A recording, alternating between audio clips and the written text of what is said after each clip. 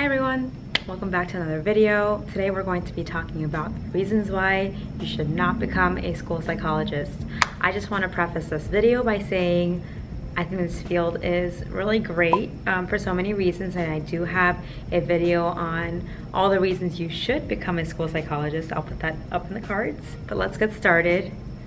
These are just a couple of reasons maybe you should choose a different career path.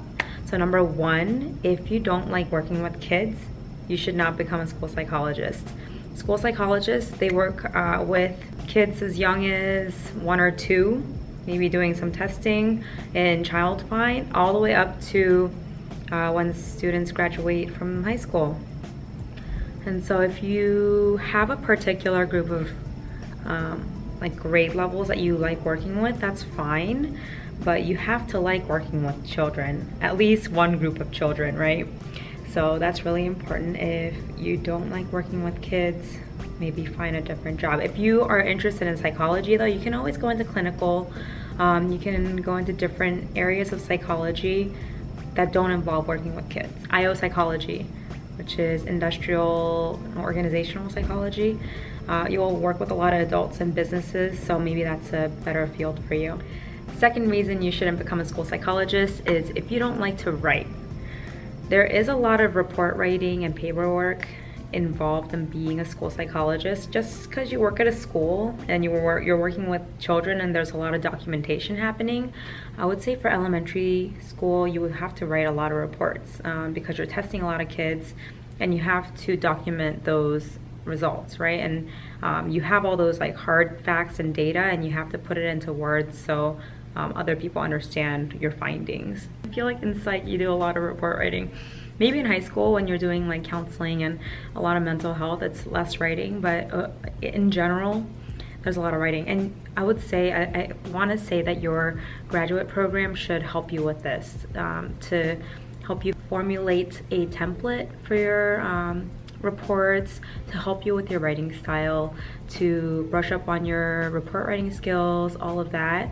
You have to write a lot of reports in your programs, hopefully.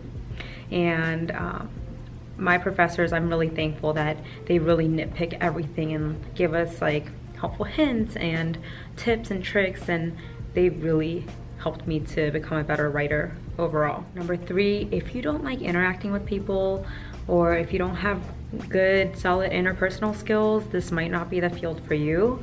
So, you know, maybe this school psychology is not the right choice.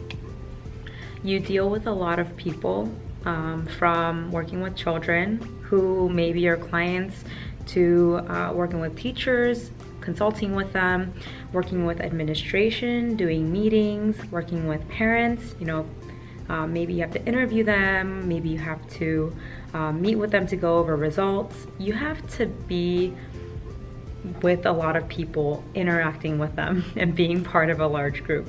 I think the other big part of our job is to make people feel comfortable and to be a resource to them, and for people to trust you, especially in the school system. You have to make them like you, and that's a skill. I think sometimes it does take practice, but our professors always tell us to, you know, go hang out in the lunchroom, see how everyone's day is going, get them to like you so that they can trust you and they can ask you for help when things are going on in the classroom or with a specific student. So interpersonal skills are really important. If that's something that you don't feel comfortable with, or if you feel like you know, you don't like interacting with a lot of people, this might not be the field for you, and that might be a con for some people. Another reason why you may not want to go into this field is because it is, I want to say, like, it is newer. Like with psychology in general, there is a lot of research being done, but there's always new findings. And especially with school psychology, doing research is hard because you need a randomized sample, but you can't, you know, just go to like a random school, pick out random students and do testing on them when you're not giving like interventions for other students. And so we do lack some research for certain interventions or for certain areas. I feel like because of that, we really have to stay on top of our research, right, and our readings. And for me personally, that's kind of exciting because there's always new information, and there's always new things to learn. But for other people, that might be frustrating because they really have to stay on top of everything. Like our testing kits, there may be new editions coming out like every few years, or the DSM gets like updated. We just have to be ready for that. So along those lines, there's still like a lot of debate on like which method is the best for identifying a specific learning disability, or should we do something this way or that way. And that's also because we don't have like specific ways of doing certain things yet. So we have several options. So that gives you some wiggle room. Maybe your county decides for you, or maybe you have to decide for yourself. Just stay on top of your research, be intuitive, and yeah, I think that's the best you can do in this field. A way to kind of, I guess, stay on top of everything is to attend like the NASP convention. There's great webinars out there. Your professors are really awesome resources, and I am rambling, so I'm gonna stop.